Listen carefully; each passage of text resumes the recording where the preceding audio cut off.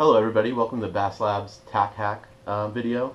Today we got actually an old school crucial rod, swim bait rod here, and we're going to try to throw some Huddlestons on it. It's got the right action for that. It's one of the old school good crucials, but the thing is, handle's kind of short. We're going to do a RodAug on this thing, and we're going to make the handle about 3 inches longer. Problem with the rod is right now is that it's a little bit too short and kind of uncomfortable when you fish it.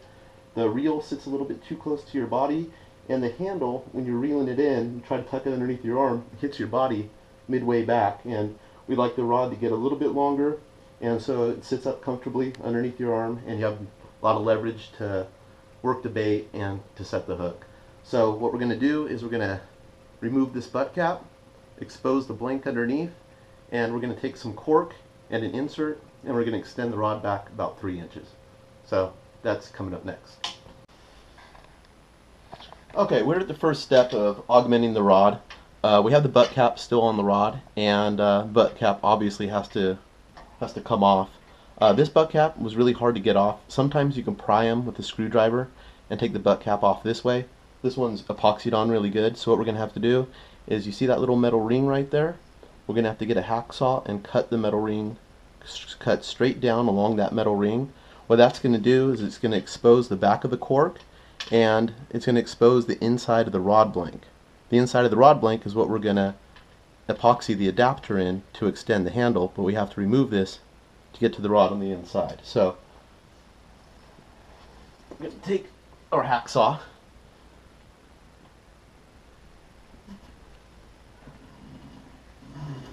we're going to keep this as straight as possible, cut straight down. This is where the new cork is going to marry to the old cork of the rod.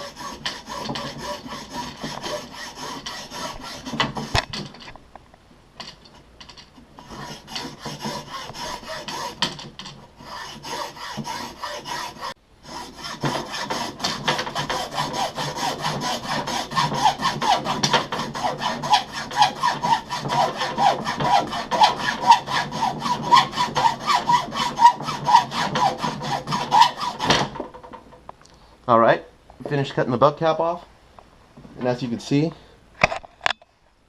got the handle exposed, the rod exposed. We have a metal insert in here that balances the rod. We're going to have to remove that. The next step is going to drill this out and expose the inside of the rod blank. Okay, we just got done cutting the butt cap off the rod. As you can see, the rod is now exposed. We have the rod blank right here. Cork's nice and flat. What we're going to have to do next is take a drill bit slightly larger than the diameter of the rod. In a perfect world it'd be exactly the same size, but what we have to do is we have to remove a lot of the epoxy that's built up there from applying the butt cap originally. Going to clean that out, and what we're going to do is, now what I like to use for the material for the adapter is a golf club shaft. Golf club shafts, the reason I use them is because they're made out of really high grade graphite. They're nice and light. The taper is about the same taper as a fishing rod, so that when it goes in, it makes a nice snug fit inside the rod. And you can go down to your local golf pro shop, and they usually have a whole bin of them because people like to change golf shafts. And they had a whole bin at mine, and I got about 10 for free.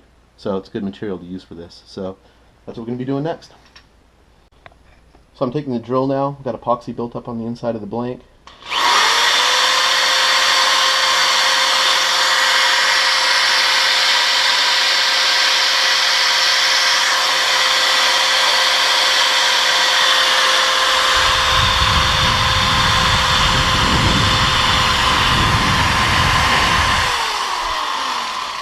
What we did now is we cleaned out the extra epoxy inside the blank, so we get a nice tight fit. With the golf club shaft adapter, and you can see that the epoxy is now out of the rod blank, and next is to fit the adapter to the end of the rod.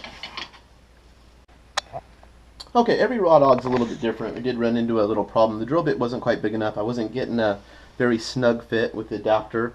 So what I'm going to do is I'm just going to take this file, a little rounded file here. I'm going to take the file on the inside and get rid of all the extra epoxy. There's epoxy stuck up in the wall of the rod. I guess when they inserted the rod butt, what happened was some of the epoxy had dripped up inside the rod, and so I wasn't getting a tight fit and didn't know why, and when I looked up there I could see that there was a little bit of epoxy that dripped down the sides. So I'm just cleaning that up right now so that everything flushes out.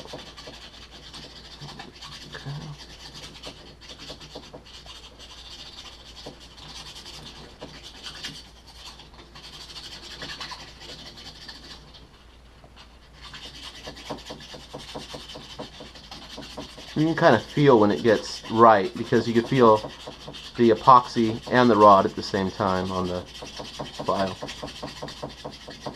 You feel a little bit more right there. Alright, that should be good.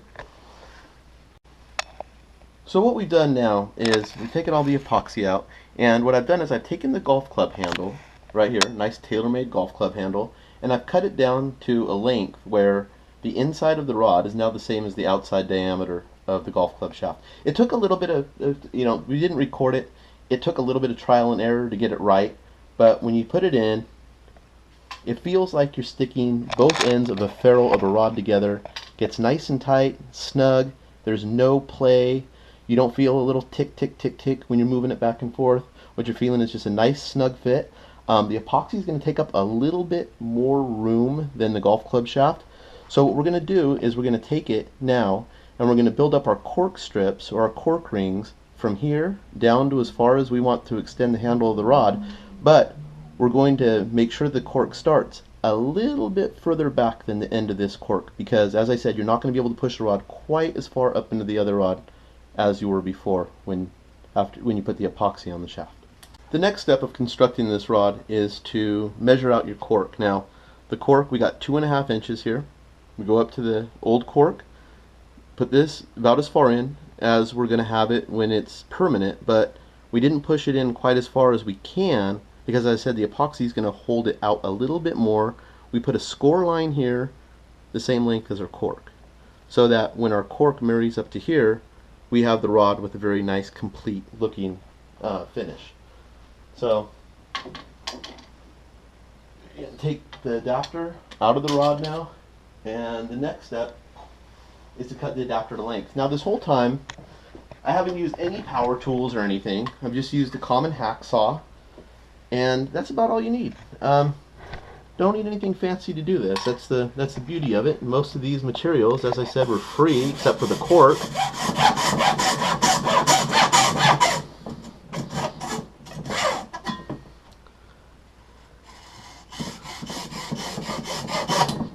So what I like to do after I cut it is, you can see that there are some frayed edges around the graphite. Graphite's kind of fibrous. You got some frayed edges around here. They could actually cut you. It's kind of like fiberglass.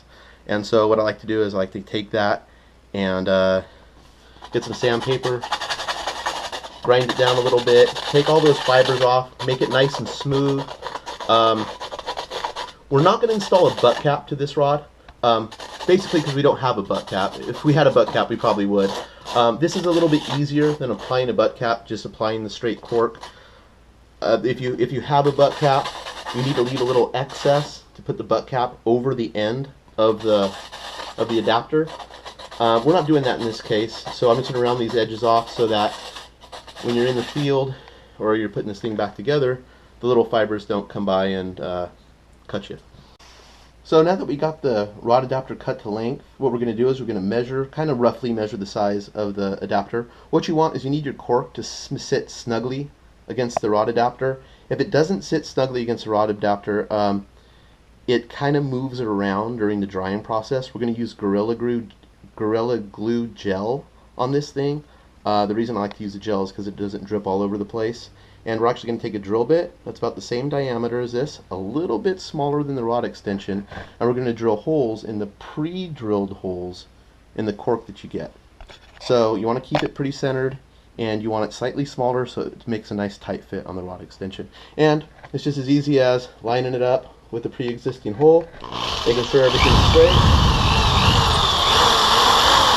Drill down through the center. I know it looks kind of rough, but we're going to be using glue. Take the cork, slide it over the end. Going to take Gorilla Glue, bring it all the way down to the end. We're just going to start stacking them up until they're all flush.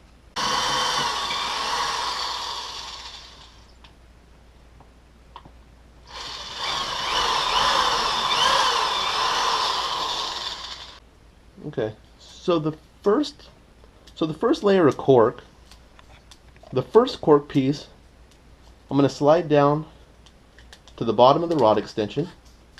Got it nice and tight on here. You know, see, it's really flush around the outside, nice and centered, kind of hard to turn. What we're going to do is we're going to Gorilla Glue this last piece onto the rod really well. This is the main piece of cork that's basically holding the rest of them from, I mean, they're not going to come off, they're all going to be glued together. This is an important piece. Get that glued up. I like to take the glue, move it around a little bit, make sure it's all sealed up nice. We're going to plug the end up afterwards and just let this dry. It's our foundation for pushing all the other cork pieces on. The end pieces had a little time to tack up and dry up a little bit. You can see it's all flushed out with the bottom now. And what I like to do is when I come over to the other side, as you're pushing it on, a lot of times the little pieces of cork will build up on this side as it pushes through. And so what you need to do is you need to take something, I'm just using this little screw thing here, and I'm just getting them out of the way so that when the next piece of cork comes down on top, it'll flush out. Now in an ideal world, and you can do this too, you can take a piece of wood, drill a hole in it that's slightly bigger than this, and you can put your weight on the cork rings as they dry and push them all together. Or if you're fancy and you had a rod shop, you would take a press and you'd be pushing these cork rings together. But we're doing kind of a fast job, and we're just doing something everybody could do in their garage by pushing them together by hand. That's what I'm going to do. Put the Gorilla Glue down here, put the next ring on,